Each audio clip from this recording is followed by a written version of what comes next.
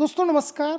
जल्दी से आ जाइए, लाइव स्टार्ट करेंगे संस्कृत भाषा शिक्षण के अंतर्गत। देखिएगा, नई सीरीज स्टार्ट की है 10 कदम।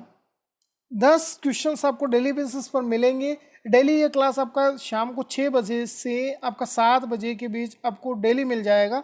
10 क्वेश्चन आपका सभी एग्जाम्स के लिए। सीटेट ले लें, रीट लीजिए, वर्ग 3 एग्जाम लीजिए, या आने वाले एच टेट हो या फिर सुपर टेट हो, सभी के लिए इंपॉर्टेंट क्वेश्चंस रहेंगे। लाइक शेयर और सब्सक्राइब जरूर करना है। पहले क्वेश्चन की तरफ बढ़ेंगे बिना टाइम गवाए। शिक्षण से सुर प्राचीन शिक्षण विधि वर्तते। संस्कृत शिक्षण के अंतर्गत सबसे प्राचीन विधि आपका कौन सी है बताइएगा। परीक्षण विधि है, पाठ्यपुस्तक विधि है, प्रत्यक्ष विधि है या व्याख्या विधि है? जल्दी से आंसर कर दीजिए।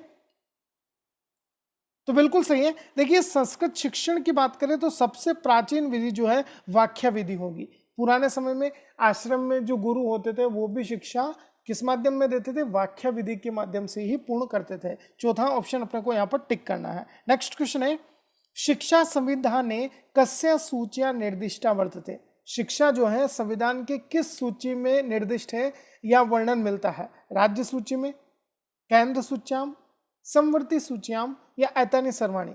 राज्य सूची में, केंद्र सूची में मिलेगा, संवर्ती सूची में, या इन सभी में मिलता है? बताइएगा। तो देखिए, बात करें शिक्षा का जो है संविधान के अंतर्गत संवर्ती सूची में हमें यह देखने को मिलता है, या संवर्ती सूची में शिक्षा जो शब्द है वो वर्णित है संविधान के अंतर्गत। तीसरा ऑप्शन यदि आप टिक कर रहे हैं तो बहुत अच्छी तैयारी चल रही है आपकी। नेक्स्ट क्वेश्चन है, बेसिक शिक्षा या संस्थापक।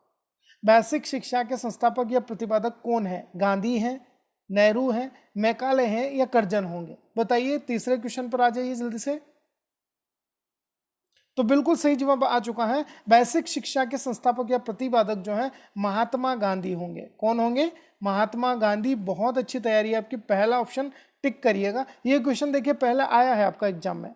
नेक्स्ट क्वेश्चन है, कस्या विदो उदाहरणे नियम प्रति शिक्षण सूत्र से अनुसरण क्रियते। अब देखिए, इनमें से कौन सी विधि के अंतर्गत आपका उदाहरण से नियम की ओर हम चलेंगे? संभाषण विदो है, आगमन विदो है, पाठ्यपुस्तक विदो या निगमन विदो? बताइएगा। उदाहरण से नियम की ओर किस शिक्षण सूत्र का हम यहाँ पर अनुसरण करेंगे, या कौन सी विधि के अंतर्गत ये आता है? तो बहुत सही जा रहे हैं। आपका सही आंसर जो है उदाहरण से नियम की ओर आगमन विधि के अंतर्गत चलेंगे। आया समझ में? आपका सेकंड ऑप्शन यहाँ पर सही होगा। नेक्स्ट क्वेश्चन है, यदि छात्र उत्तर न ददाती। देखिएगा, ऐसा समय होता है या ऐसे सिचुएशन आती है, ऐसा प्रश्न हम एज ए टीचर बच्चे से पूछ लेते हैं कि वो उत्तर नहीं दे पा रहा है। क्या करेंगे? स्वयं उत्तर देंगे, उसे दंड देंगे, अन्य प्रश्न किसी और बच्चे से पूछेंगे, क्वेश्चन शिफ्ट करेंगे हम, या फिर कारणम अन्वेषणीयम, मतलब होता है कि बच्चा उत्तर क्यों नहीं दे पा रहा है, इसका हम यहाँ पर जानने का प्रयास करेंगे, या कारण क्या है कि बच्चा उत्तर नहीं दे पा रहा है। तो बिल्कुल सही है। यदि छात्र उत्तर नहीं दे पा रहा है तो हम क्या करेंगे? चौथे ऑप्शन के लिए जाएंगे, कारण जानने का प्रयास करेंगे कि क्यों बच्चा सही उत्तर नहीं दे पा रहा है। नेक्स्ट देखिएगा, शंका समाधान आए शिक्षकेण कस्य विदो अनुसरण क्रियते। शंका समाधान के लिए शिक्षक कौन सी विधि का अनुसरण करेगा, यह यहाँ पर कह सकते हैं कि पालन करेगा? व्याख्या विधि का, भाषण विधि का, प्रश्नोत्तर विधि का, या व्याकरण विधि का? बताइएगा। तो बिल्कुल सही जवाब है शंका के समाधान के लिए। देखिए, व्याख्या विधि यहाँ पर महत्वपूर्ण है। जैसे किसी बच्चे को कोई नया शब्द आया है, उसका अर्थ समझ में नहीं आ रहा है, तो व्याख्या विधि ही आपका यहाँ पर सबसे बेस्ट और अप्रोप्रिएट आंसर बनेगा। पहला ऑप्शन यदि आप भी टिक कर रहे हैं तो बहुत अच्छी तैयारी है। नेक्स्ट क्वेश्चन है, विचार संप्रेषण से प्रभावी माध्यम। देखिए, विचार संप्रेषण, अपने विचारों को दूसरे तक पहुंचाना। संप्रेषण क्या होता है? कम्युनिकेशन, जिसे हम इंग्लिश में डिनोट करते हैं। तो यहाँ पर विचार संप्रेषण का प्रभावी माध्यम कौन बनेगा? अभिव्यक्ति, भाषण, शैली या वाचनम? तो बहुत सही जा रहे हैं। आंसर आपका भाषा होगा। विचार संप्रेषण का प्रभावी माध्यम कौन होगा? भाषा बनेगा, जिसमें हम अपने विचार एक दूसरे तक पहुंचाते हैं या एक दूसरे को डिलीवर करते हैं। नेक्स्ट देखिएगा, गद्य विधा वर्तते। इनमें से कौन सी गद्य की विधा है? उपन्यास, निबंध, आत्मकथा, या सभी होंगे? सर्वे के लिए जाएंगे, बताइएगा।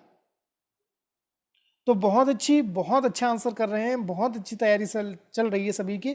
गद्य विधा के अंतर्गत उपन्यास भी आता है, निबंध भी आता है, आत्मकथा भी आती है, सभी के लिए जाएंगे। ऑप्शन अपना चौथा ऑप्शन यहाँ पर सही करिएगा सर्वे के लिए। नेक्स्ट देखिएगा, व्याकरण शिक्षण से प्रमुख विशेषता वर्तते। व्याकरण शिक्षण की प्रमुख विशेषता क्या है? ज्ञान होगा, उसमें नियम बताए जाएंगे, भाव रस होगा, भाव और रस दोनों होंगे, या अभिनय होगा, बताइएगा। तो व्याकरण शिक्षण के अंतर्गत देखिए नियम सबसे महत्वपूर्ण होता है। किसी भी भाषा व्याकरण को आप पढ़ाते हैं या पढ़ते हैं तो सबसे महत्वपूर्ण भाषा के लिए आपका व्याकरण के अंतर्गत नियम प्रमुख होंगे, ध्यान रखिएगा। सेकंड ऑप्शन टिक करिएगा। नेक्स्ट क्वेश्चन है, क वर्ग से उच्चारण स्थान मस्ती। क का उच्चारण स्थान क्या होगा? वेरी वेरी इंपॉर्टेंट क्वेश्चन कहेंगे, इसको पूछा जाता है बार बार। तो यहाँ पर क वर्ग का, पूरे क वर्ग के अंदर क, ख, ग, ग और न, ये सभी जो है ये पूरा आपका क वर्ग बनता है। उच्चारण स्थान से संबंधित प्रश्न जरूर पूछा जाएगा आपसे। तो क के लिए उच्चारण स्थान आपका कंठ बनेगा। पहला ऑप्शन यदि टिक कर रहे हैं तो बिल्कुल सही जवाब है आपका। ये थे आपके टॉप 10 क्वेश्चंस। आई होप आपको समझ आए होंगे। ऐसे ही क्वेश्चंस देखिए आपका एग्जाम में आते हैं, बिल्कुल बेसिक से क्वेश्चन। आप डीप में नहीं पढ़ते हैं तो बिल्कुल यहाँ पर गलत कर सकते हैं। अच्छा लगे तो लाइक करिएगा, शेयर करिएगा, अपने फ्रेंड्स को व्हाट्सएप ग्रुप के जरिए, फेसबुक के जरिए, टेलीग्राम के जरिए जरूर शेयर करिए। नए हैं तो सब्सक्राइब जरूर करिएगा। धन्यवाद। जय हिंद, जय भारत।